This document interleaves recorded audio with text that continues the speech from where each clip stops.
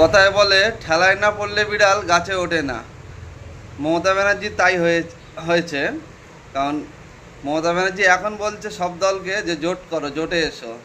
বিজেপির কাছে হেরে গিয়ে এখন জোট করতে বলছে সব দলকে। কিন্তু এর আগে বড় ভাইজান বলেছিল 2021 সালে কিছু সিট দেওয়ার জন্য, অল্প কিছু, তখন মনে পড়েনি।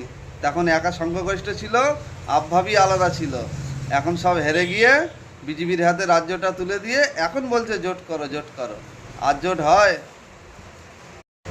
কথায় বলে ঠেলায় না পড়লে বিড়াল গাছে ওঠে না। মমতা ব্যানার্জি তাই হয়েছে। কারণ মমতা ব্যানার্জি এখন বলছে সব দলকে যে জোট করো, জোটে এসো। বিজেপির কাছে হেরে গিয়ে এখন জোট করতে বলছে সব দলকে। কিন্তু এর আগে বড় ভাইজান বলেছিল 2021 সালে কিছু সিট দেওয়ার জন্য, অল্প কিছু, তখন মনে পড়েনি। তখন একা সংখ্যাগরিষ্ঠ ছিল, আবভাবই আলাদা ছিল। এখন সব হেরে গিয়ে বিজেপির হাতে রাজ্যটা তুলে দিয়ে এখন বলছে জোট করো, জোট করো। আর জোট হয়?